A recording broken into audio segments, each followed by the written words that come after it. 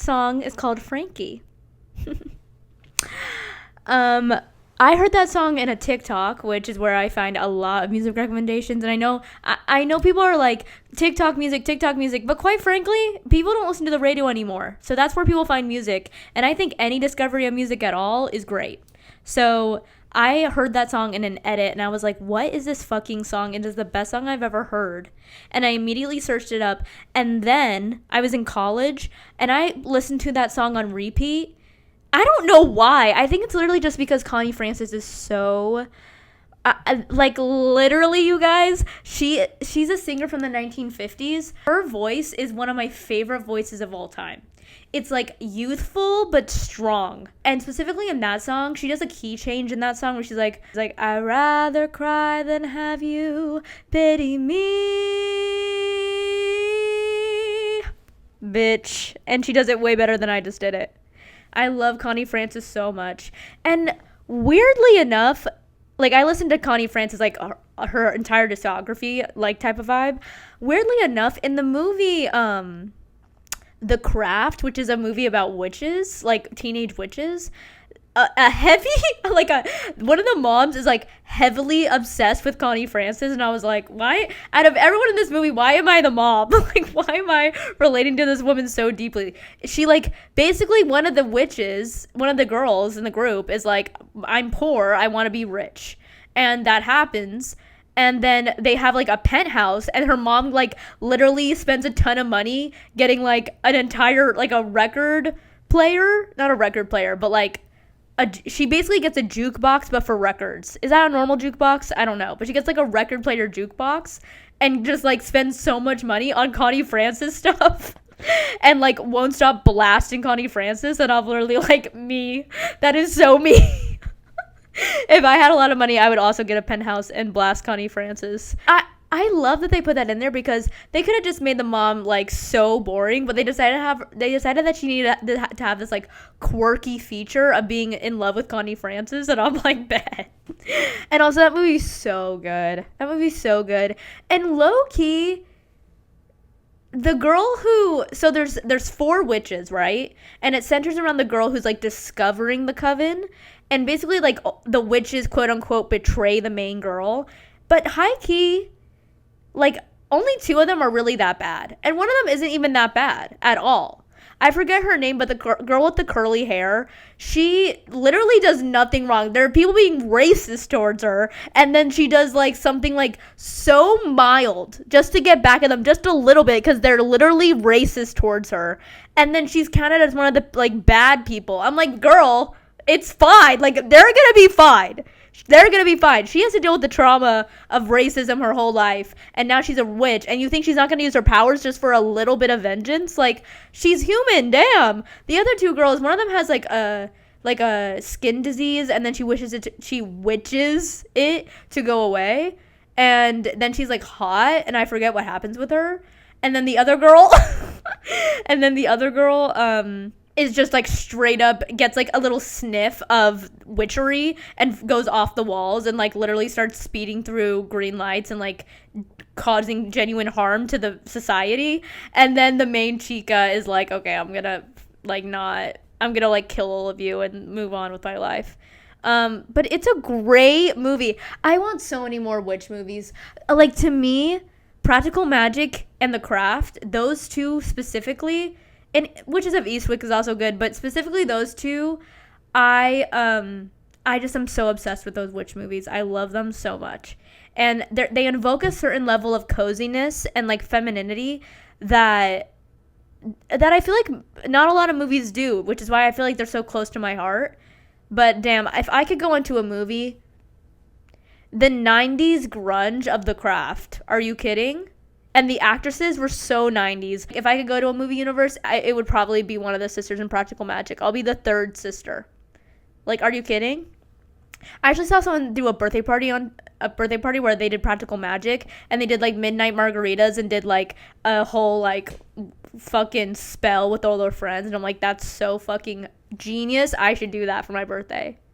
I don't have a lot of birthdays planned because I don't know about you guys, but I just, like, when it comes to birthdays, I don't know. For me, I feel like they've just been so disappointing for me, like, over the years. And that is so, like, I feel like lame to say and so selfish to say but it's the truth. Like, I think in my head, I like would want a giant party, but in reality, I've had a big party. Well, actually, I've had a lot of big parties, to be completely honest with you. But when you have multiple versions of yourself for different groups of people in your life, naturally, because if I'm at work, I don't want to be like, I can't be the same version of me as when I'm with, like, my close friends. And then I'm in a completely different version of myself with my family because they know me very differently. And so I am different people. So when all those people are together, and it is very hard, it's harder than I thought it would be to, like, really feel comfortable. And it's not like I'm a hyper different person. I am a Gemini, so clock that. But it's not like I'm a hyper different person. It's just like there are different aspects of myself that come to life based on who I'm around. And so when all those people are together, it's hard for me to understand, or it's hard for me, it honestly just makes me feel anxious of, like, are my work friends and my like personal friends gonna get along? Is anyone gonna be uncomfortable? I don't know. It's just more pressure than I think it would feel good, which is also leading to why I don't think I would ever want to do a wedding. Simply because I'm like, it's the same type of vibe. People from all over your life, including your family, are seeing you in, like, the most vulnerable thing and private thing possible, which is a romantic relationship. I literally, and this is so immature. I'm going to say that right off the bat. This is so immature, but my oldest sister is married. And I still, whenever I see her with her husband, I'm literally like, okay, guys, like, get over. And they're not even a PDA couple. Like, they're not even, like, couple that, like, is super physically affectionate or, like, even kisses in public. Like, they are so normal. But I just, like, that's my sister. Like, that's my literal sister. And so to see her in a romantic context is just, like, I don't know, it literally makes me want to be like, that's a different version of you. I want the version of you that I don't have to think about romance, like, in your life at all. And quite frankly, I feel like that's reciprocal on my end. Like, me with a boyfriend versus me with my family, I don't know if any of them could picture me in a relationship, and it's hard for me to picture any of them in a relationship. Actually, I take that completely back. I think I'm very different than my sisters in relationships, but it's just such a different version of me, and I think it's actually quite a surprising version of me. I feel like I'm so hyper independent, and when I'm in a relationship, that's just not the case with me. Like, I am so, like, attached at the damn hip to my partner when I'm in a relationship. I was in my first relationship, and I was kind of discovering, like, okay, what do I want in a relationship? Like, who am I in a relationship? How do I act? I was shocked by how, like, physically affectionate I am, how, like, I want to be with that person 24/7. And I don't even feel that way about my closest friends. I don't feel that way about my sisters. I love alone time, and I actually do crave alone time in relationships, but more so than not, I want to be with my partner every single night, and I want to be with my partner, like, every single day. And I don't know why. Because that is not how I am in any other aspect of my life. But when I'm in a relationship, it's literally one of my musts. Like, I have to be so attached to the hip. I don't know, man. I don't know. It's so weird. It's very, like, symbiotic. Like, I'm not one of those people that can date someone that's super different than me. I think, like, that episode of Seinfeld where he, like, dates the same version as him, and then he, like, realizes he doesn't like himself very much, and then he breaks up with her. I want someone who compliments me, yes, but, like, ultimately, I don't want a, like, introvert if I'm an extrovert. But I still want to do the stuff I want to do. Like, I don't want to, like, fucking go see an action movie if my significant other likes an action movie. You know what I mean? I want to go see the movies I want. So I also have to have them, like, let me make all the decisions, which is ultimately not very me. I don't actually know that is me. I like when other people make decisions until I'm in a romantic relationship. Me in a romantic relationship is so fucking different than me as a normal single person. It's actually complete opposites. Like, talk about a fucking Gemini, bitch. I don't know if this is what being a Gemini means. Maybe it's just a Maya thing. But literally, I just, like, when I'm not in a relationship, I feel whole. My soul is clean with the universe. We are like crossing our fingers, tied together, me and the universe. And I am like hyper ambitious. I get shit done. I literally, like, I hate to sound girl bossy, but like I pay my bills, okay? I do my laundry. I work out every day. I am healthy. Like, I am a very successful person considering I'm 22 years old. And clock that, okay? Please diagnose me, like, actually. Like, I actually want to know why I do this, because I really don't know why. I'm not like this in any other way. But in a romantic relationship, I like, don't want to work. I don't want to, like, do anything that takes me out of the time that I'm with that person. And I think that it's great because, like, when I'm with them, I'm, like, it's, like, in a different world type of vibe. Everything's easy and I don't have to do anything, because also another requirement of, and I'm not just saying a requirement, but I'm just saying, like, this is my type. Like, this is the type of person that I date so far in my life, like, in my experience. Like, they do anything that I tell them to do, meaning, like, they do my laundry. Like, they do my laundry, they cook for me, they, like, brush my hair for me, they tie my shoes. Like, I am literally giving princess baby. I'm giving princess baby. I don't have to do a goddamn thing, and I don't want to do it. Like, that's honestly the goal. I do not want a hard life, okay? Life is very, very hard, even though I am so privileged and so white and, like, a pretty little girl. Life is still hard. Okay? And even with those things, it's hard.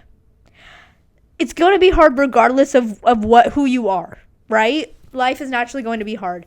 I don't want to live a hard life. I am not someone who's like, I'm going to grind in the workforce for years and years and years. I am not like that. I'm like, I want my job to be easy. I want peace. I want serenity. If a relationship is hard, bye. Like, literally bye. I do not want anything to be hard if I have a choice. And so when I'm in a relationship where someone is like, no problem, I'll do anything you ask me to, I'm gonna take them up on that, and I'm gonna be like, okay, I don't want to get up and get that remote, go get the remote, and they'll do it.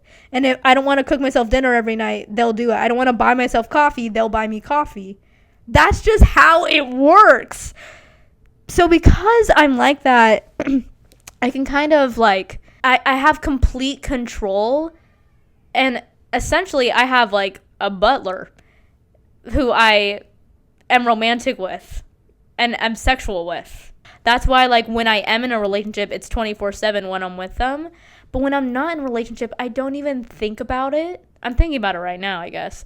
But it's really because I have a crush on someone, and I'm actually pissed. Because that is the problem. I am a very ambitious person. I always have been. It's in my bones, brother.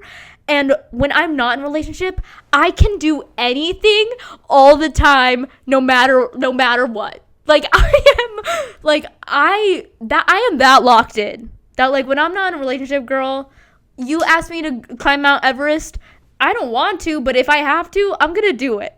You know what I mean? But when I'm in a relationship, I'm like, I don't want to do my laundry, and you are going to do my laundry, please. And then they do it. And I'm like, I can just relax. I don't have to worry about the mundane chores of life. I don't have to worry about cooking for myself. I have someone who's gonna, like, rub my back and, like, brush my hair for me. Like, I'm living life on easy mode. But then that means that when I do go to work, or I do, like, have to do harder things in my life, I'm not as passionate about it anymore. Whereas I feel like when I'm not in a relationship, I'm literally like, I feel like I'm like a stone wall, and I'm like, you can hit me as much as you want, I'm gonna get it done. But when I'm in a relationship, I'm like, I'm literally like patty cake. Like, I want to not do anything And that's who I really am at my core. Like, the Alexa Demi storyline in Euphoria is really who I feel like I am to a degree. You know what I mean? But that's why I'm, like, actually upset, because I have a crush on this guy. And I'm not even happy about, like, I'm actually not happy about it. There was a long period of my life where I needed to have a crush in every single class. I had a crush. It's not like one school crush. No, I had a crush in every period in middle school and high school. I had a crush in every class in elementary school. That's how I lived my life. And then I was in college. I grew up a little bit, and I feel that relationships are more of a deterrent in my life than my actual goal in life. And so I have a crush on someone, and I know they like me back. I know they like me back. But to be fair, I don't know what kind of like it is. I don't know if it's like a girlfriend like, or if it's like, I want to hook up with you like. But I think it's like a girlfriend like I'm going to be honest with you. And he's really cute. But he's like a little weird looking. But he's really cute. And he's just a little bit older. Ooh, I love that. I could never date anyone younger than me. I'm just going to say that. I really could not. I think half the reason is genuinely because I have a little sister who's 15 months younger than me, like a year and a couple months younger than me. So anyone younger than me, I would be like, you should date Ray Ray. Like, don't date me, because I just see everyone younger than me as like, you're younger than me. You're Ray Ray's friend, not me. And I think the other half of it is just like, I think people who are a little older I think it's like an attractive quality to be just a little bit older. I don't know.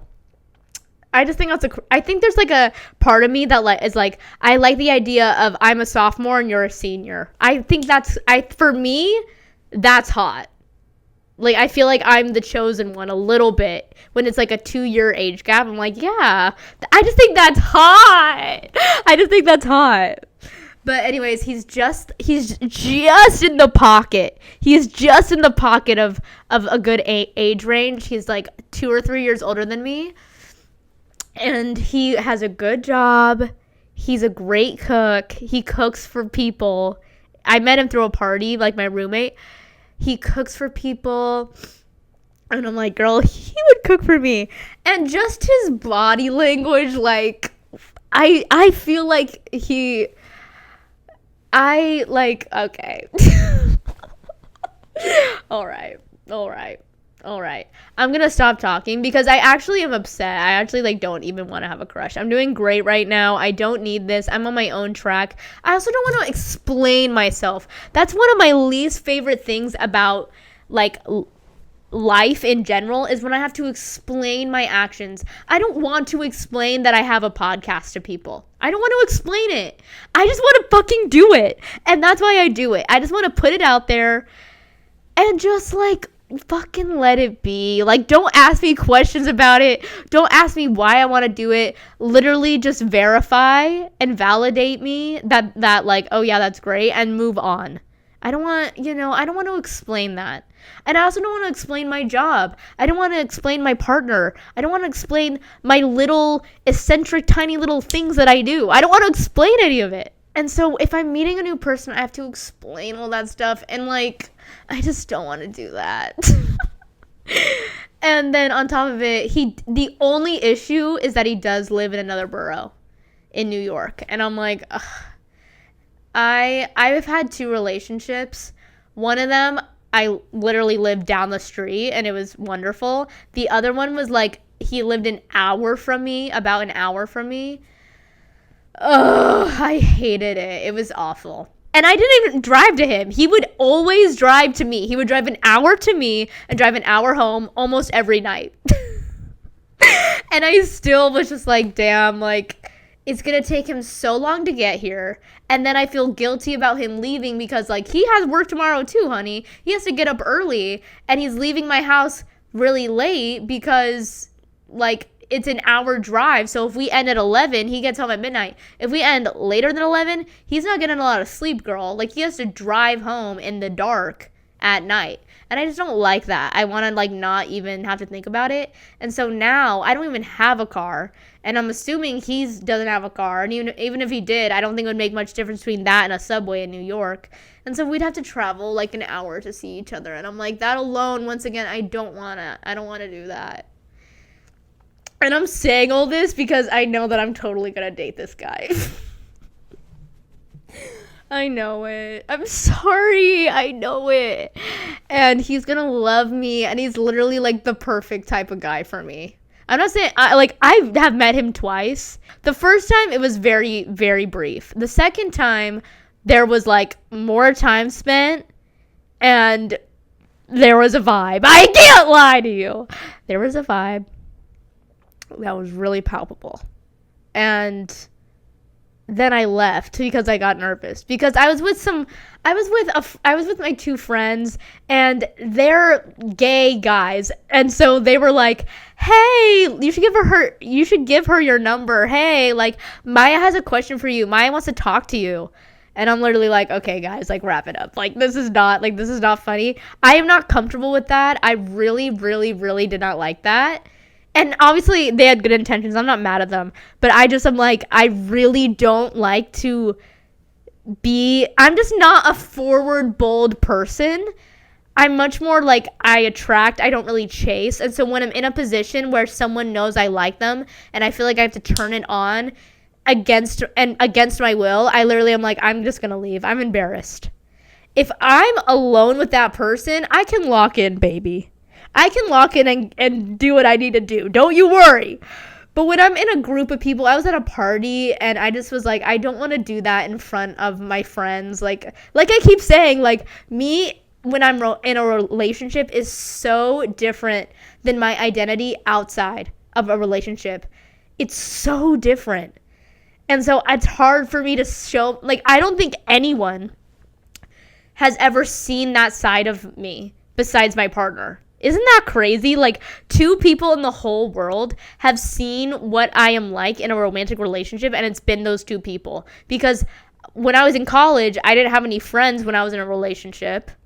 And then those are the only 2 relationships I've ever had. Because they were both like a year and a half-ish, both. I know I'm going to date him, and I know that it's probably going to be really fun, and it's going to be great. And let me remind you, I've not gone on a date with this person. I've literally seen this person twice, so briefly. We have barely had a conversation.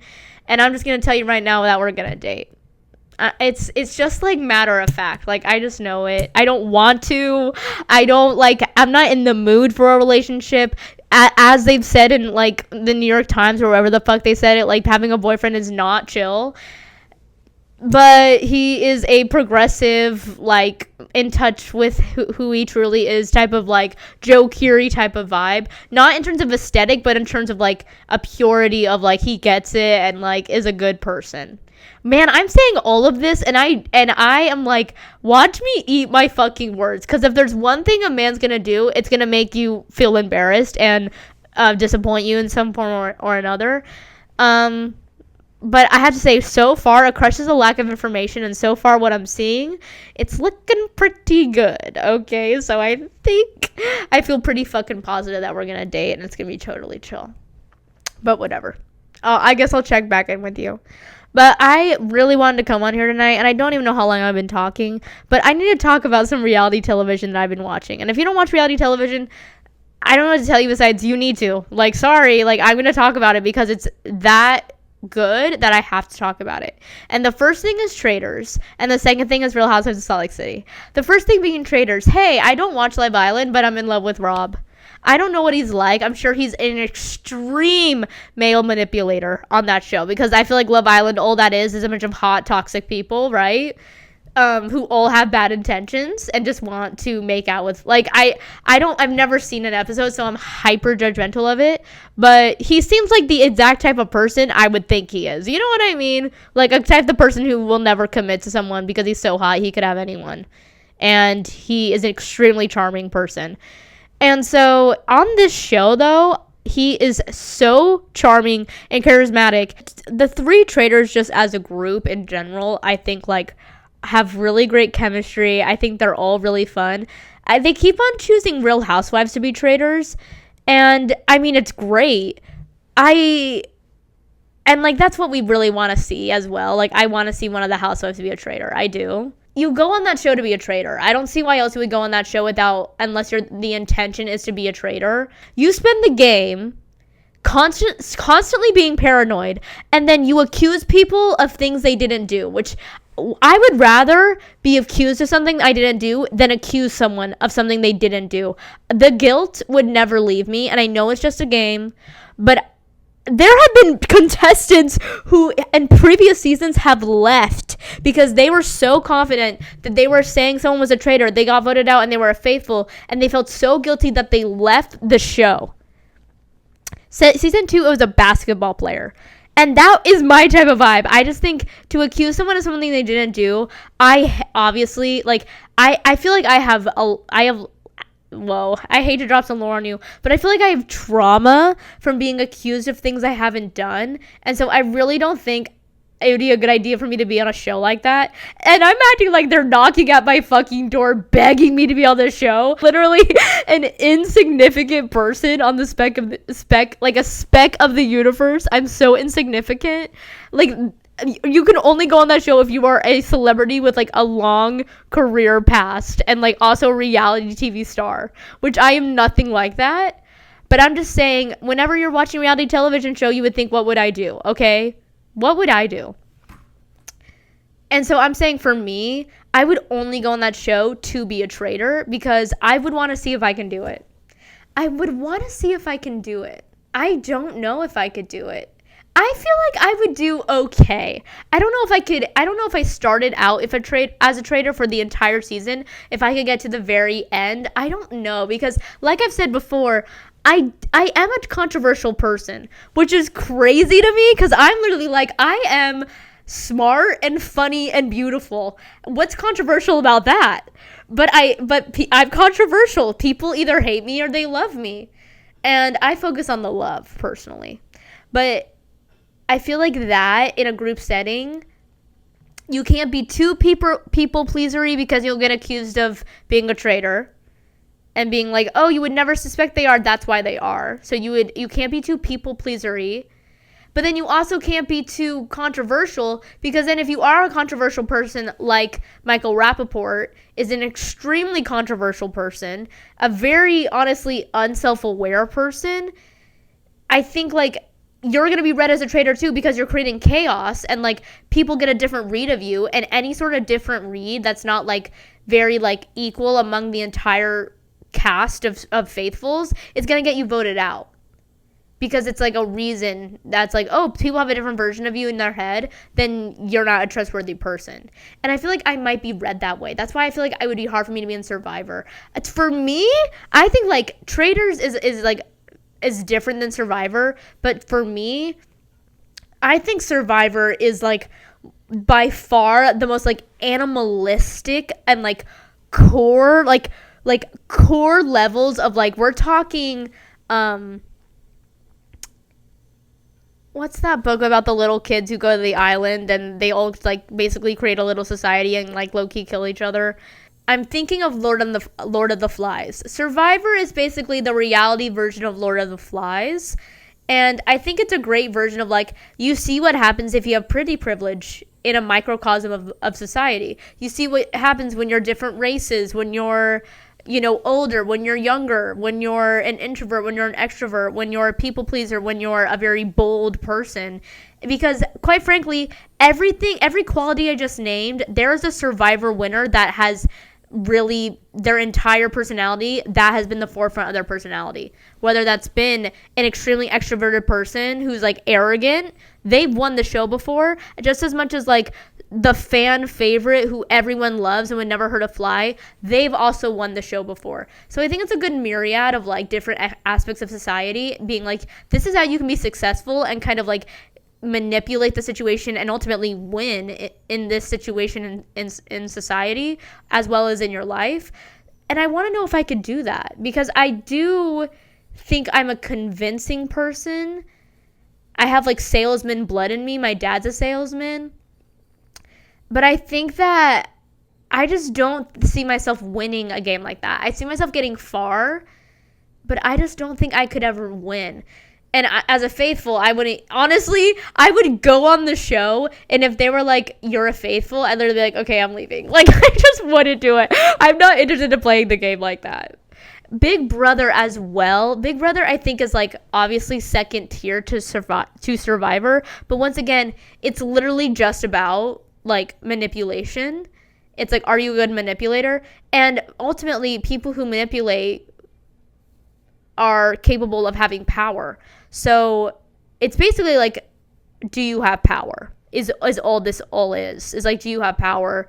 Can you become like, are you a leader? You know what I'm saying?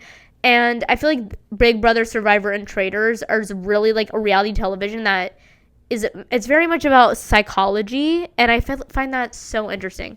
I love that shit. But I also need to talk about Real Housewives of Salt Lake City, which I'm not going to say is not about psychology, but I love it for a very different reason. Real Housewives of Salt Lake City, the last episode before the reunion, you guys, there is a reason, I'm telling you. I did not watch Real Housewives of Salt Lake City for a long time. I'm telling you, everyone is talking about this show for a reason. It is the most insane television I've ever seen. It's that good. I would recommend it to anyone. It is that good.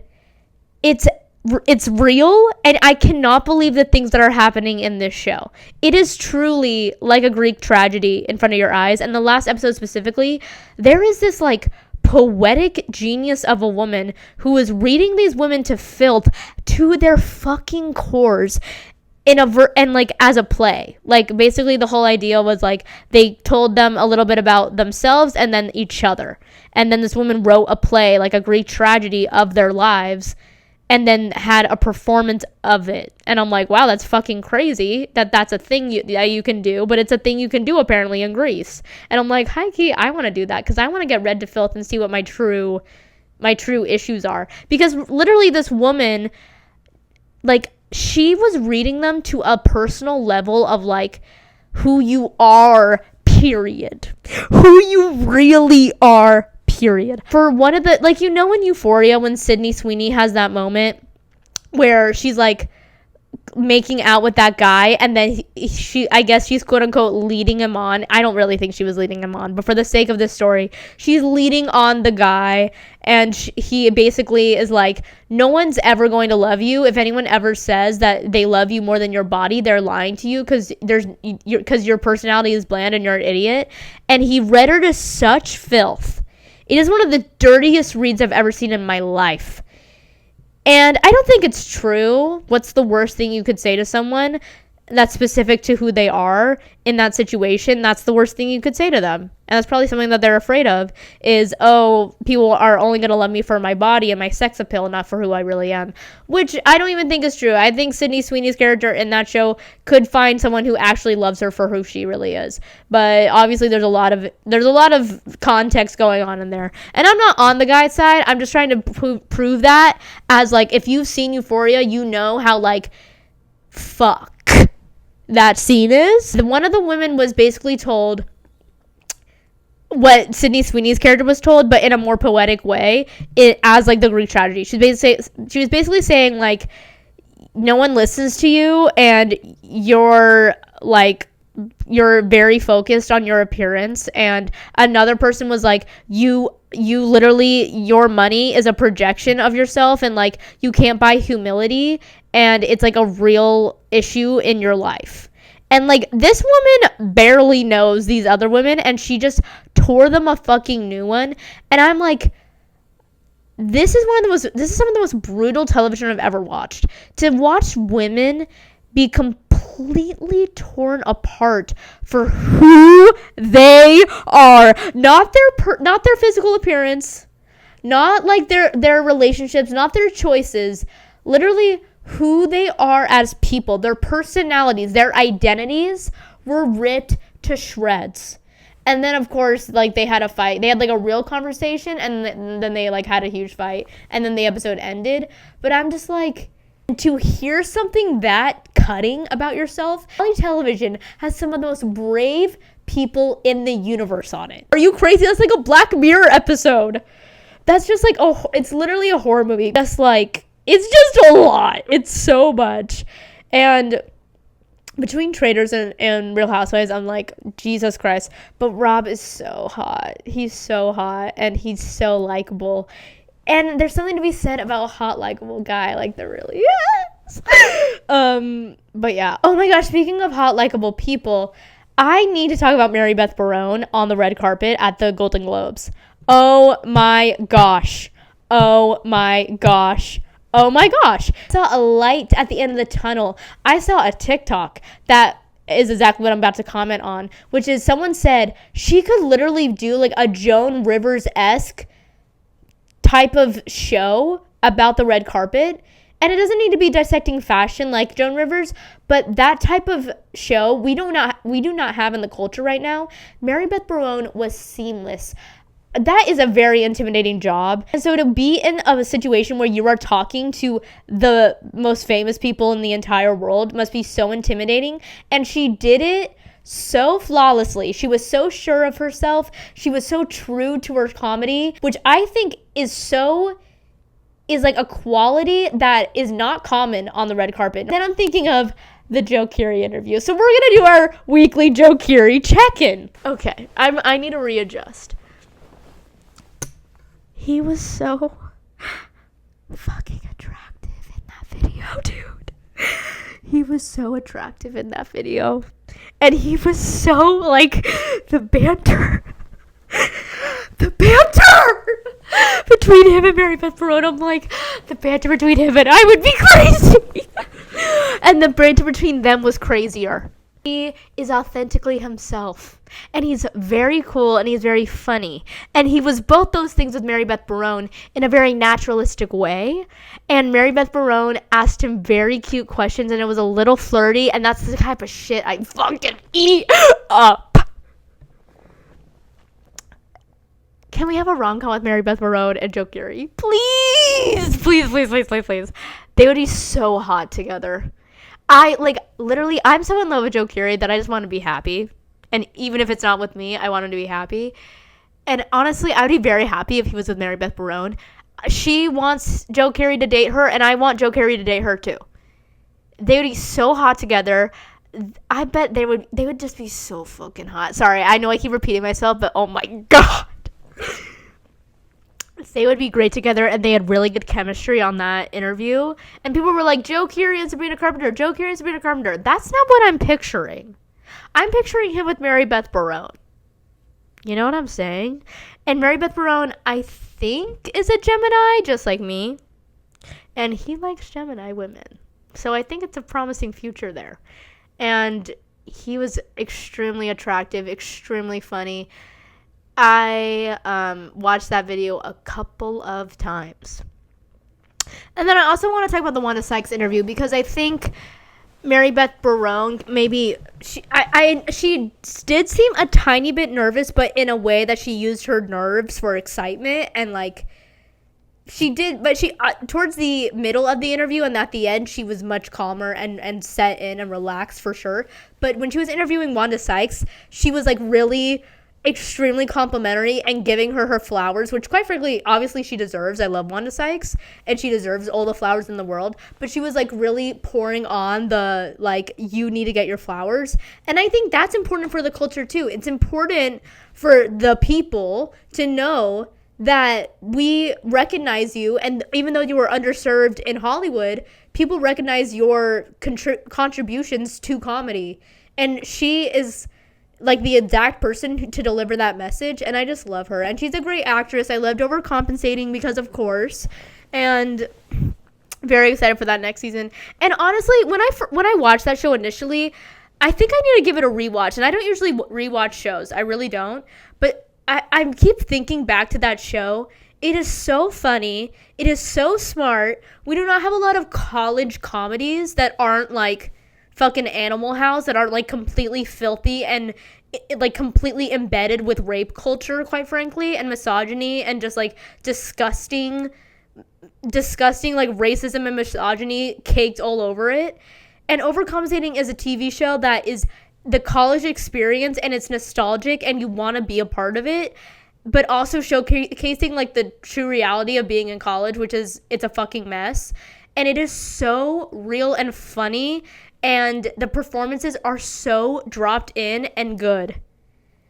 And I think it is a comedy, so I think like my first watch, I was really paying attention to the comedy. But I keep thinking about this show in like my life, and I keep going back to the more raw moments of like Benito Skinner coming out to like the girl in the show. Like, I don't know, I'm thinking of like the more raw moments, and I'm like, this show is groundbreaking. I'm sorry, but it is. Like, it's kind of like, to a degree, like, obviously there's a show about a kid coming out in college, whoop-de-doo, but it's so much more than that. And I feel like having so many different characters, and specifically female characters who are extremely well written and flawed but lovable and completely understandable, is doing them so much justice and respect that, once again, I feel like we have not seen in a college show. Like, my favorite college movie, but it's not even a college movie, one of my favorite movies in general, and I would dare say the movie I've seen the most in my life, is Pitch Perfect. And it's simply because there's a level of camaraderie in a college situation where, like, people that, like, you don't have in your normal day-to-day life. And so it's going to form some of the deepest friendships you'll probably ever have in your life. That wasn't the case for me in college. I don't think I developed a single deep relationship or even shallow relationship, because I didn't have any friends in college except for one who's still my friend.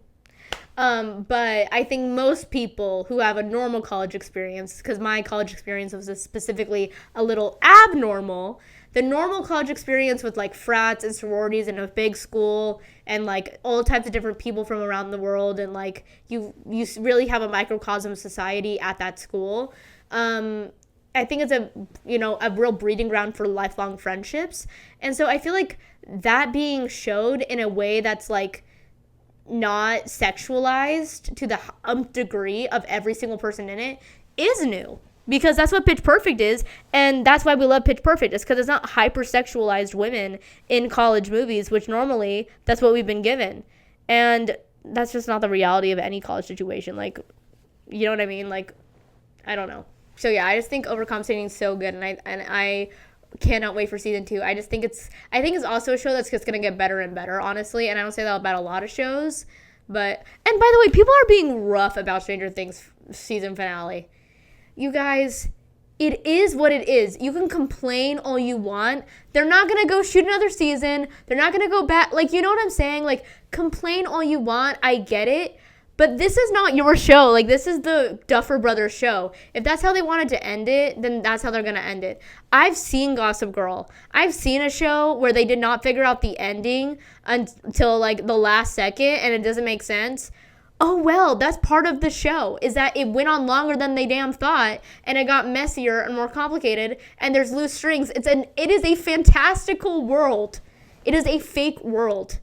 And, like, we've seen this over and over again. You guys are like, Game of Thrones is the best show ever. Stranger Things is the best show ever. And then even The Sopranos is the best show ever. And then the endings are always extremely controversial. And it's like, yeah, because you know what? There's too much fucking hype on this show. How are you supposed to end it in a way that pleases everybody?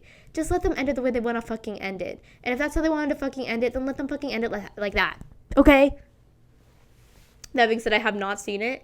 But I think, like, you know what, at least it ended on a good note. I'd so much rather have a show that is from start to finish the entire story that the creative forces wanted to tell, than have like a one season show. Do you know how like empty I feel about the fact that there's not more high fidelity in the world with Zoe Kravitz?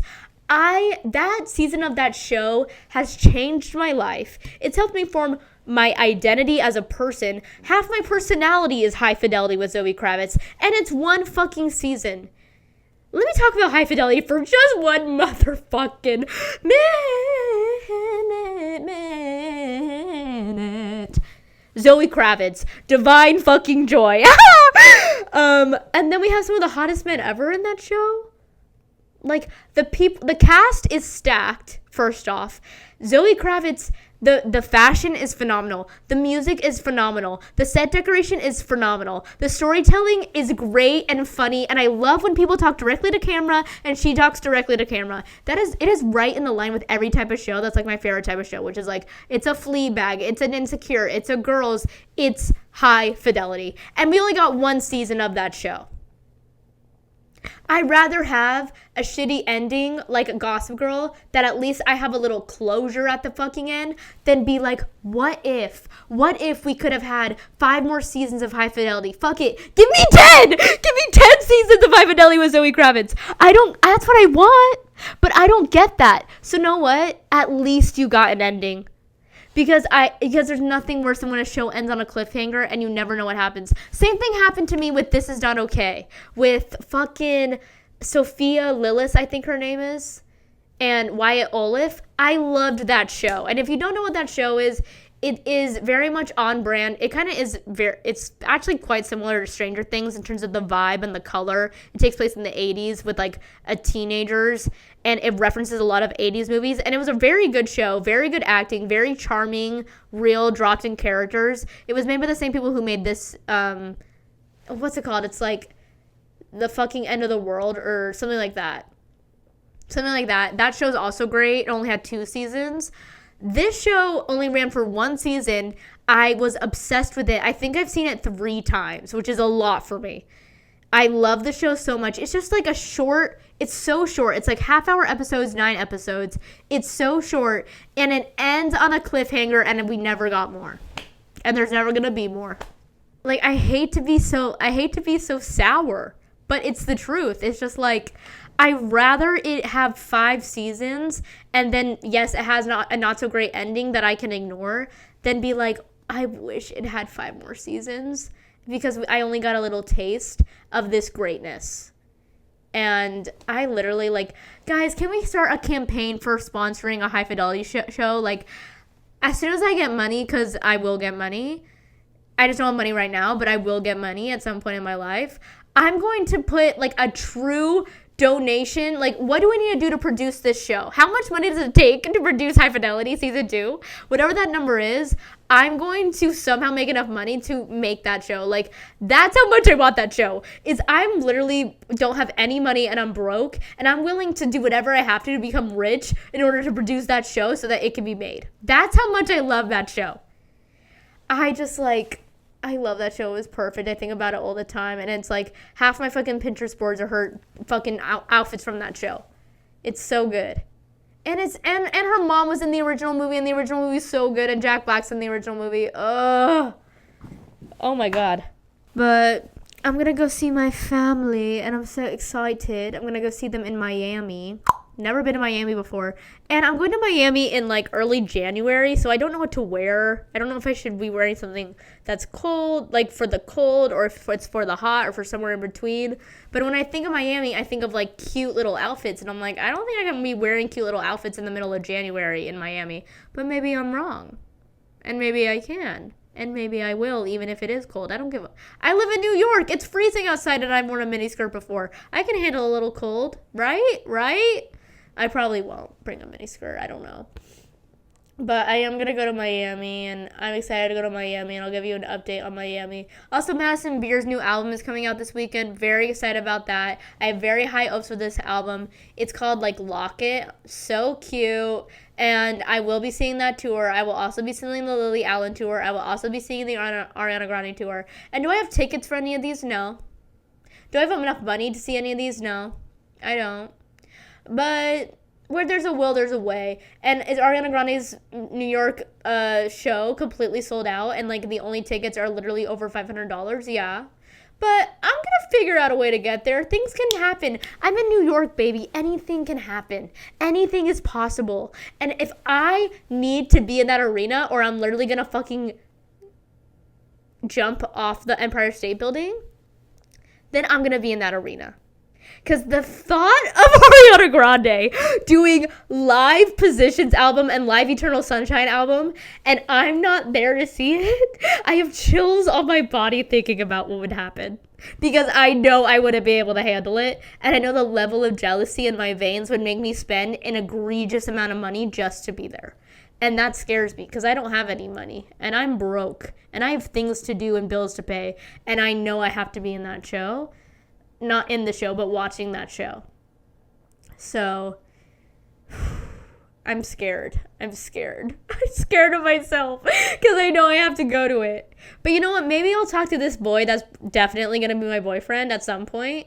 And maybe he'll buy me a ticket with like an egregious amount of money. Maybe I'll make him buy me that ticket. Ooh! Ooh. Now, there's an idea, honey. There's an idea. I'm working on shit. You guys are playing checkers, and I'm like constantly playing a game of chess. And I'm like not someone who like. I'm not like a hyper Taylor fan.